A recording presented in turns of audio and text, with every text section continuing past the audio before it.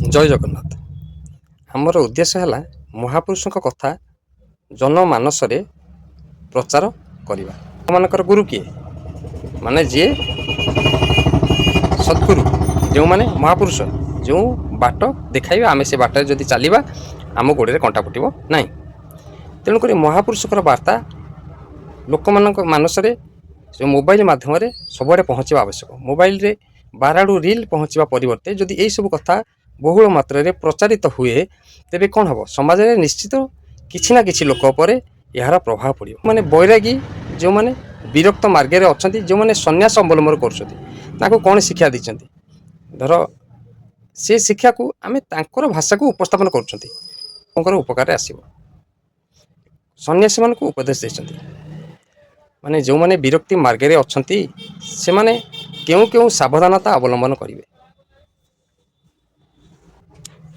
ଘରର ଫାଉଣ୍ଡେସନ୍ ଯଦି ମଜବୁତ ଅଛି, ତେବେ ଘର ମଜବୁତ ଅଛି।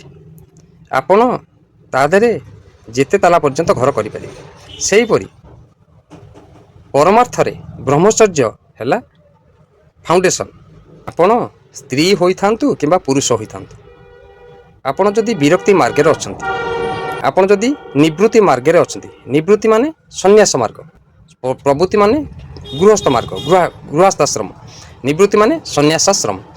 ଯଦି ସନ୍ନ୍ୟାସ ଧର୍ମରେ ଅଛନ୍ତି, ଗୈରିକ ବସନ ପରିଧାନ କରୁଛନ୍ତି, ସର୍ବପ୍ରଥମେ ଆପଣ ପୁରା ଭୀଷ୍ମ ସଂକଳ୍ପ ନେବେ। ଗୋଟିଏ ସଂକଳ୍ପ, ପଛେ ଜୀବନ ଚାଲିଯିବ, କେବେ ବି ବ୍ରହ୍ମଚର୍ଯ୍ୟ ନଷ୍ଟ ହେବାକୁ ଦେବି ନାହିଁ। ଯଦି ନିୟମ ଠିକ୍ ପାଳନ ହେଲା, ତେବେ ପରମାର୍ଥ ଆପେ ଆପେ ଆସିଯିବ। ପରମାର୍ଥ ଆପେ ଆପେ ନିଜର ଜୀବନଚର୍ଯ୍ୟା ଭିତରକୁ ପ୍ରବେଶ କରିବ। ପରମାର୍ଥ ପ୍ରବେଶ କଲେ ପରମାର୍ଥରେ ଦୁଇଟା ଜିନିଷ, ଗୋଟିଏ ହେଲା ଜନେନ୍ଦ୍ରିୟ, ଗୋଟିଏ ହେଲା ରସେନ୍ଦ୍ରିୟ। ଆପଣ ଯଦି ଦେଖିବାକୁ ଯିବେ, ତେବେ ଆପଣଙ୍କୁ 10 ଇନ୍ଦ୍ରିୟକୁ କାବୁ କରିବାକୁ ପଡ଼ିବ, 10 ଇନ୍ଦ୍ରିୟରେ ବିଜୟ ହେବାକୁ ପଡ଼ିବ। କିନ୍ତୁ ମୁଖ୍ୟତଃ ଦୁଇଟା ଇନ୍ଦ୍ରିୟ, ରସେନ୍ଦ୍ରିୟ ଆଉ ଗୋଟେ ହେଲା ଜନେନ୍ଦ୍ରିୟ। ଏ ଦୁଇଟା ଇନ୍ଦ୍ରିୟ ସାରା ବିଶ୍ୱକୁ ଗୋଲାମ କରି ରଖିଛି। ଯିଏ ଯେତେ ଜ୍ଞାନର ବାର୍ତ୍ତା ବଖାଣୁ, ଯିଏ ଯେତେ ବୈରାଗୀର ଭାଷଣ ଦେଉ, ଯିଏ ଯେତେ ବେଶ ଆଉ ପରିପାଟିରେ ଚାଲୁ, ସଂସ୍କାର ଦେଖାଉ, କିନ୍ତୁ ସବୁ ରଥ ଯାଇକି ଅଟକେ ରସେନ୍ଦ୍ରିୟ ଜନେନ୍ଦ୍ରିୟ। ଏ ଇନ୍ଦ୍ରିୟ ଗୋଟିଏ ସେକେଣ୍ଡରେ ମନକୁ ବିଭ୍ରାନ୍ତ ମାୟା ମୋହିତ ପୁରା ପଥଭ୍ରଷ୍ଟ କରିଦେବ। ଭଲ ଭଲ ଜିନିଷ ଖାଇବା, ବିଷୟ ଭୋଗର ଇଚ୍ଛା ବା ଆକାଂକ୍ଷା ସବୁ ଚରାଚର ହୃଦୟ ଭିତରେ ହୋଇଥାଏ। ଯେଉଁମାନେ ଭଗବତ ମାର୍ଗର ପଥିକ, ସେମାନେ ଏହାକୁ ନିୟନ୍ତ୍ରଣରେ ରଖିଥାନ୍ତି। ଯେଉଁମାନଙ୍କର ଭୋଜନ ନିରସ, ସେମାନଙ୍କର ଭଜନ ସରସ। ଯେଉଁମାନଙ୍କର ଭୋଜନ ସରସ, ସେମାନଙ୍କର ଭଜନ ନିରସ। ଯେଉଁମାନଙ୍କର ଭଜନ ସରସ, ସେମାନେ ଆରମ୍ଭରୁ ଶେଷ ପର୍ଯ୍ୟନ୍ତ ଭଗବତ ମାର୍ଗରେ ରହିପାରିବେ। ଭଜନ ସରସ ହେବ କିପରି? ନା, ଭୋଜନ ନିରସ ହେଲେ। ଭୋଜନ ନିରସ ହେଲେ ଭଜନ ସରସ ହେବ, ଆଉ ଭଜନ ସରସ ହେଲେ ଆପଣ ଆରମ୍ଭରୁ ଶେଷ ପର୍ଯ୍ୟନ୍ତ ଭଗବତ ମାର୍ଗରେ ରହିପାରିବେ। ନଚେତ୍ ମାୟା ମଝିରେ ପଥଭ୍ରଷ୍ଟ କରିଦେବ। ସାରା ଜୀବନ ବଳଦ ଯେମିତି ହଳ ବୁଲାଉଛି, ଘରେ ଆସି ଶୋଉଛି, ଖାଉଛି ପିଉଛି, ସେଇଭଳି ଜୀବନଯାପନ କରିବାକୁ ପଡ଼ିବ। ଗୋଟିଏ ବଡ଼ ଭଗବତ ଅନୁଭୂତି ଜୀବନରେ ଆଉ ପାଇପାରିବ ନାହିଁ। ବ୍ରହ୍ମଚର୍ଯ୍ୟ ପାଇଁ ସାତ୍ୱିକ ଆହାର, ବ୍ୟାୟାମ 10-15 ମିନିଟ୍, ପ୍ରାଣାୟାମ 10-15 ମିନିଟ୍, ଆଉ ନାମ ଜପ। ନିଜ ବ୍ୟବହାରରେ ପରମାର୍ଥକୁ ଆଣିବା। ନିଜ ବ୍ୟବହାରରେ ପରମାର୍ଥ ଯେମିତି ଅନ୍ୟମାନଙ୍କୁ ଦର୍ଶନ ହେବ। ପ୍ରଥମେ ଶାନ୍ତ ରହିବା, କୌଣସି ପରିସ୍ଥିତିରେ ମନକୁ ଉଦ୍ବିଗ୍ନ ହେବାକୁ ଦେବା ନାହିଁ, ମନକୁ ଦ୍ୱନ୍ଦ୍ୱ ରହିତ ରଖିବାକୁ ଚେଷ୍ଟା କରିବା। ଯେଉଁମାନେ ବୈରାଗ୍ୟବାନ ମହାପୁରୁଷ, ସେମାନଙ୍କର ପ୍ରଥମେ ସେମାନେ ଶାନ୍ତି ଧାରଣ କରିଥାନ୍ତି। ଶାନ୍ତ, ସବୁ ପରିସ୍ଥିତିରେ ଶାନ୍ତ ରହିବା ଧାରଣ କରିଥାନ୍ତି। ଭଗବାନଙ୍କର ଯେତେବେଳେ ରୂପ ବର୍ଣ୍ଣନା କରାଯାଏ, କ'ଣ କରାଯାଏ? ଶାନ୍ତାକାରମ୍ ଭୁଜଗ ଶୟନମ୍, ଶାନ୍ତାକାରମ୍ ଭୁଜଗ ଶୟନମ୍। ଶାନ୍ତ ଭାବରେ ସରକାର ଶେଷନାଗର ହଜାରେ ଫେଣା ବିଶିଷ୍ଟ ସେଜରେ ଶୟନ କରୁଛନ୍ତି।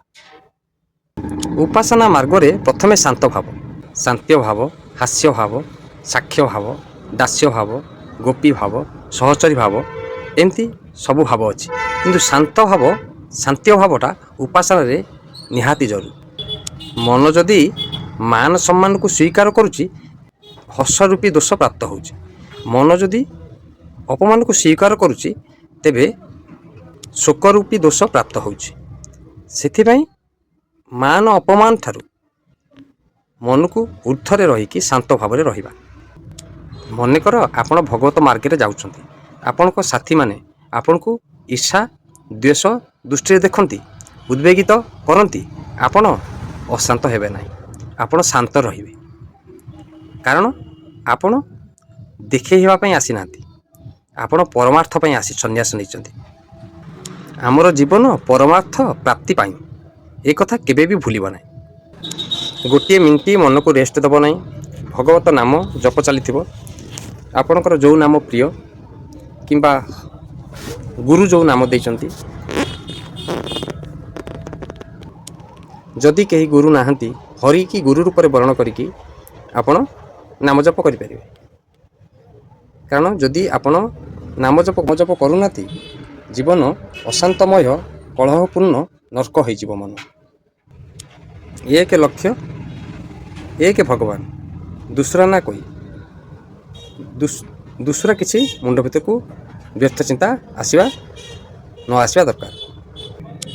ମୀରାବାଈ ପରି, ମୀରାବାଈ ଯେମିତି ସମ୍ପୂର୍ଣ୍ଣ ଭଗବାନଙ୍କ ପାଖରେ ନିଜକୁ ସମର୍ପଣ କରିକି ନାମ ଜପ କରୁଥିଲେ, ସେହିପରି ଯଦି ଆପଣ ନାମ ଜପ କରୁଛନ୍ତି, ତେବେ ଆପଣଙ୍କର କିଛି କ୍ଷତି ହୋଇପାରିବ ନାହିଁ। ଚାହେ ସମସ୍ତେ ଛାଡ଼ିକି ଚାଲିଯାଆନ୍ତୁ, କିନ୍ତୁ ଭଗବାନ ଆପଣଙ୍କୁ ବଳ ଦେବେ। ଯେକୌଣସି ଦ୍ୱନ୍ଦ୍ୱ ହେଉନା କାହିଁକି ଆପଣଙ୍କୁ ଅଶାନ୍ତ କରିପାରିବ ନାହିଁ। ଯିଏ ନାମ ଜପ କରିବ ନାହିଁ, ସେ ସନ୍ନ୍ୟାସ ଦେଶର ଲାଭ ଉଠାଇ ପାରିବ ନାହିଁ। ନାମ ଜପ ସମୟରେ ଯଦି କୌଣସି ବେଳେ ନିହାତି ଆବଶ୍ୟକ ଦୃଷ୍ଟିରୁ କଥା କହିବାକୁ ପଡ଼େ, ଆପଣଙ୍କୁ ଲାଗିବ ଯେମିତି ମୋତେ ଦଣ୍ଡ ଦିଆଗଲା। ନାମ ଛିଡ଼ିଗଲେ ଯେମିତି ଦଣ୍ଡ ଭଳିଆ ଲାଗିବ। ସେଥିପାଇଁ ନାମ ଛିଡ଼ିବାକୁ ଦେବ ନାହିଁ। ଏଣୁ ଅଯଥା ଗପ, ଅଯଥା ସମୟ ନଷ୍ଟ ନ କରିକି ସବୁବେଳେ ନାମ ଜପ କରୁଥିବ। ନାମ ଜପ କଲା ବେଳେ ସେଇ ନାମକୁ ନିଜେ ନିଜେ ମାନସ ପଟରେ ଲେଖୁଥିବ ଆଉ କର୍ଣ୍ଣପଟରେ ଶୁଣୁଥିବ। ଦୁନିଆ ହେଉଛି ସ୍ୱାର୍ଥରେ ବନ୍ଧା। ଯିଏ ଆପଣଙ୍କୁ ଭଲ ପାଉଛନ୍ତି, କେବଳ ସ୍ୱାର୍ଥ ପାଇଁ ଭଲ ପାଉଛନ୍ତି। ବିନା ସ୍ୱାର୍ଥରେ କେହି କାହାକୁ ଭଲ ପାଇବେନି। ସ୍ୱାର୍ଥ ପାଇଁ ଭଲ ପାଉଛନ୍ତି। ଯଦି ବାଇଚାନ୍ସ ତୁମ ପାଖରେ କିଛି ଗୁଣ ଅଛି, ଭଲ ଗୁଣ ଅଛି, ସେ ଭଲ ଗୁଣ ପାଇଁ ବି ଭଲ ପାଆନ୍ତି। ସେଥିପାଇଁ ଦରକାର ପଡ଼ିଲେ ସବୁ ଛାଡ଼ିଦେବ, କିନ୍ତୁ ବେଶ ଆଉ ଉଦ୍ଦେଶ୍ୟ କେବେ ଛାଡ଼ିବନି। ଆପଣଙ୍କ ବେଶ ଆଉ ଉଦ୍ଦେଶ୍ୟଟାକୁ କେବେ ଛାଡ଼ିବନି। ନିବୃତ୍ତି ମାର୍ଗ ପ୍ରବୃତ୍ତି ମାର୍ଗ ଠାରୁ ପୁରା ଅଲଗା। ସଂସାରୀମାନେ ଯେଉଁ ଭୋଗରେ ଯେଉଁ ସୁଖ ପ୍ରାପ୍ତି ହେଉଛନ୍ତି, ବୈରାଗୀମାନେ ତାର ଓଲଟା। ସଂସାରୀ ଲୋକମାନଙ୍କର ନିଜ ଲୋକ ଦରକାର, ତୁମର ନିଜ ଲୋକ କେହି ରହିବେ ନାହିଁ। ସଂସାରୀ ଲୋକର ମାନ ସମ୍ମାନ ଦରକାର, ତୁମର ମାନ ସମ୍ମାନକୁ ବିଷତୁଲ୍ୟ, ଅପମାନକୁ ଅମୃତ ତୁଲ୍ୟ ମନେ କରିବ। ସଂସାରର ପୁରା ଓଲଟା। ବିରକ୍ତି ମାର୍ଗ ପୁରା ବିରକ୍ତ ଭଳିଆ। ଆହାର ବିହାର ଖାନା ପିନା ସବୁଥିରେ ବିରକ୍ତ ମାର୍ଗ ପରିଲକ୍ଷିତ ହେବ। ମାନ ସ୍ୱୀକାର କଲେ ଦେହାଭିମାନ ସୃଷ୍ଟି ହୋଇଥାଏ।